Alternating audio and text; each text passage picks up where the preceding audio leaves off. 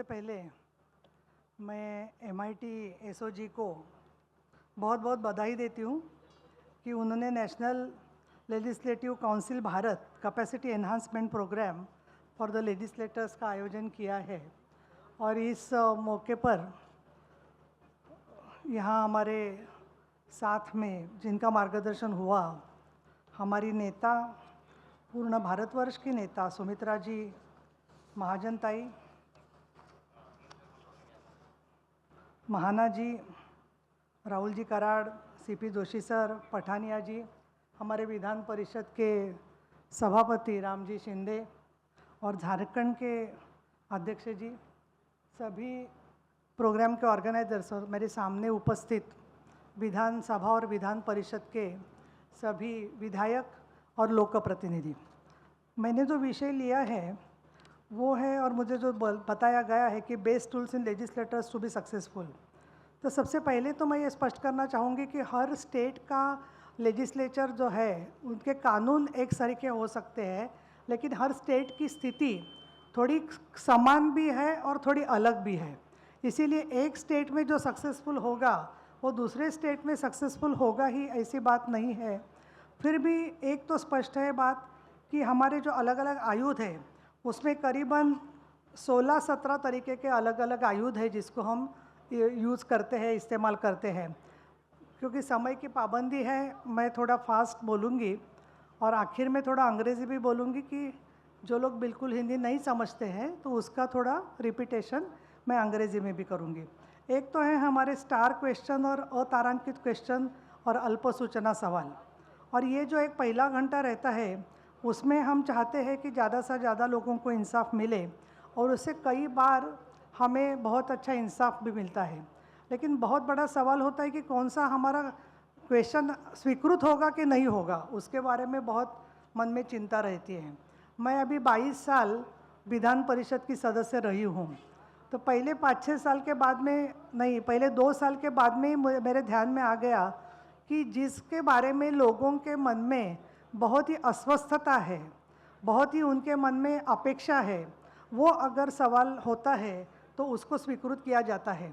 तो हर प्रश्न का संदर्भ क्या है कि जैसे मैंने देखा कि एक छोटी लड़की, उस पर चोरी का आरोप हो गया था, वो पारधी समाज की थी और उसका 3 बार पोस्टमार्टम करना पड़ा। उसका पहले मर्डर हो गया और बाद में वो बार बार ढूंढ रहे थे सब लोग कि उसको और किस तरीके से तकलीफ़ हो गई। ऐसे कई समाज में घटना होती है कि जिसमें लोग ज़्यादा जानकारी चाहते हैं और पूरा समाज मन जो है प्रक्षुब्ध हो जाता है। तो हम जो सवाल सोचते हैं वो कॉन्स्टिट्यूएंसी के तो ज़रूर हो, लेकिन ऐसे सवाल होने चाहिए कि जिसके बारे में गवर्नमेंट को किसी भी तरीके से ना स्वीकृत करना, उनमें से उनका बारे में गलत फहमी हो सकता है। और मैं तो हमेशा ये करती रही हूँ कि जो भी सवाल हम दे रहे हैं वो पब्लिक को भी मालूम होने चाहिए कि हमने वो सवाल दिए हैं, और मीडिया भी थोड़ा बहुत उसके बारे में जानकारी करता है। तो 45 डेज़ के पहले जो काम शुरू होता है तो उसका भी बहुत फ़ायदा हो सकता है। दूसरे स्टार जिस पे नहीं है, ऐसे अतारांकित सवाल है और अल्प सूचना सवाल है। 45 दिन जब पहली तैयारी होती है, उसी के साथ साथ बिजनेस जब हमारा स्पष्ट होता है तो हमें ये सोचना चाहिए कि हम कौन से इश्यूज़ पे काम करेंगे।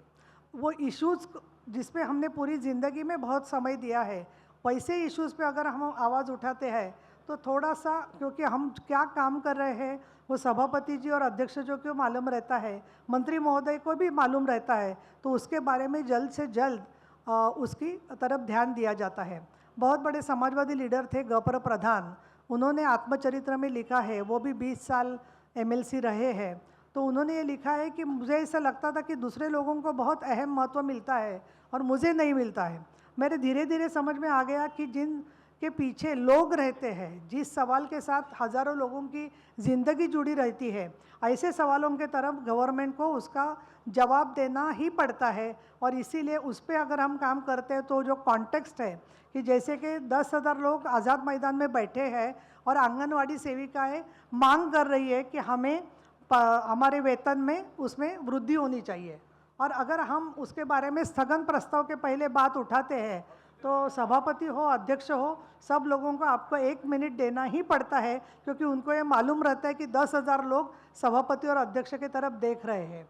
कई बार उसके लिए स्थगन प्रस्ताव के लिए जो अपोजिशन में है वो दे सकते हैं, लेकिन जो रूलिंग पार्टी में है वो अपने ही गवर्नमेंट के खिलाफ में स्थगन प्रस्ताव नहीं दे सकते हैं। तो उस समय मैं जब काम एक विधायक होने के सिर्फ रिश्ते से करती थी, तो हमारे सभापति थे रामराजे निंबालकर जी, उसके पहले शिवाजीराव देशमुख थे, तो उनको मिलके मैं बोलती थी कि अभी हम स्थगन तो नहीं दे सकते क्योंकि ऑलरेडी 2-3 स्थगन हुए हैं, लेकिन अगर ये सवाल हो रहा है कहीं पे, तो क्या आप पॉइंट ऑफ इंफॉर्मेशन या औचित्य, जिसको हम कॉलिंग अटेंशन तो अलग है, लेकिन औचित्य मतलब अर्जेंसी, तो उसके लिए क्या आप 2 मिनट देंगे क्या? तो कई बार वो भी समय मिल जाता है।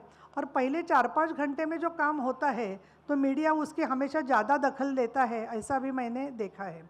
उसी के साथ साथ लक्ष्यवेधी सूचना है, स्थगन प्रस्ताव है, जो गवर्नमेंट का काम होता है उसमें भी कई रिपोर्ट्स आ जाते हैं।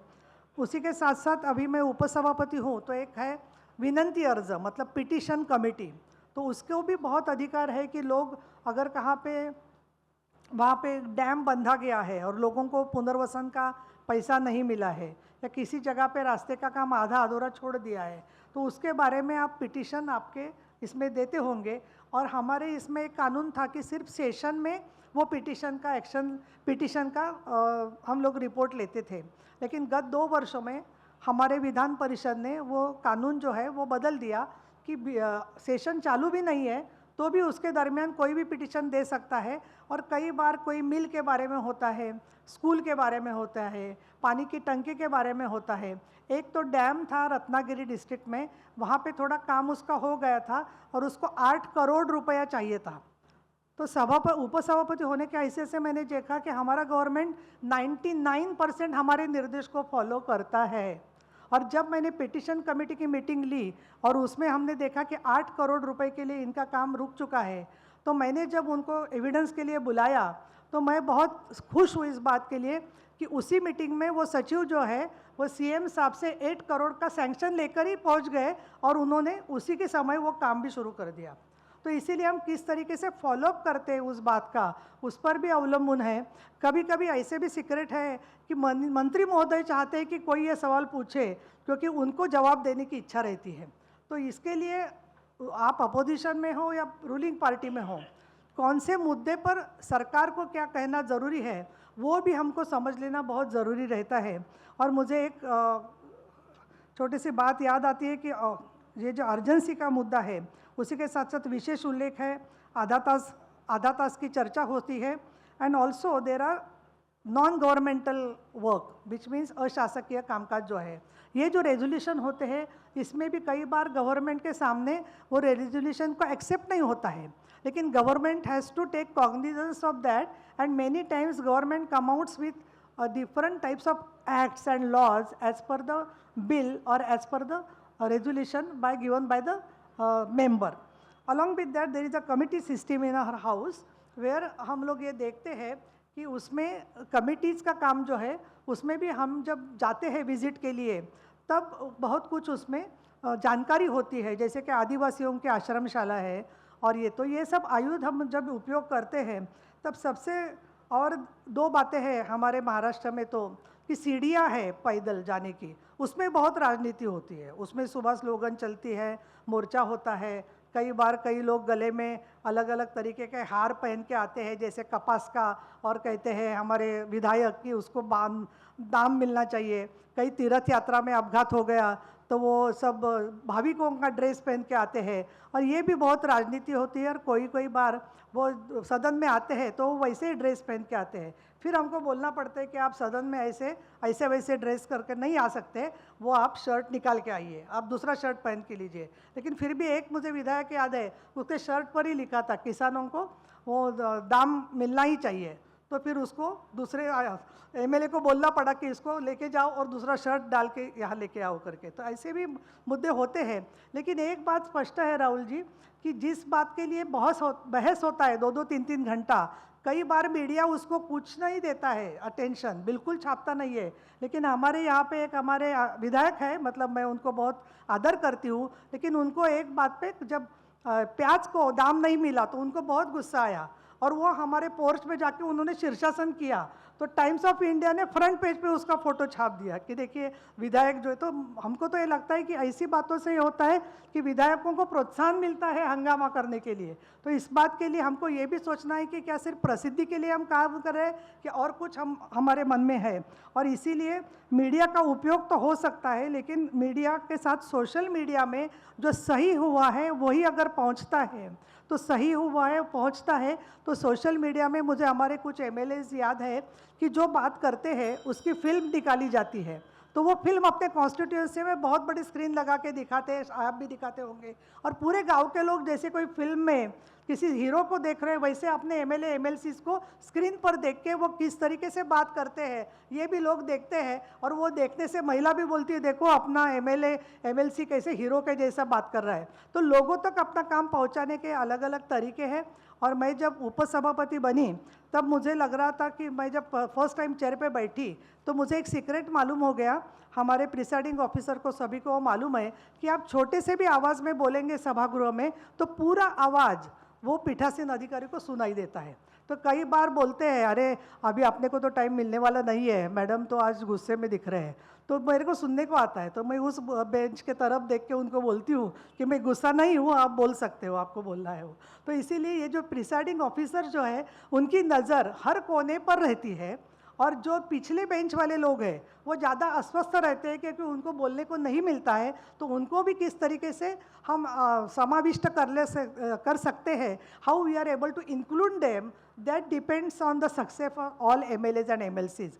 तो मुझे जो समय दिया है तो मैं ज़्यादा तो नहीं तोड़ सकती हूँ, 1.5 मिनट ज़्यादा हो गया है, लेकिन मुझे ज़रूर ऐसा लगता है हैव कॉन्फिडेंस।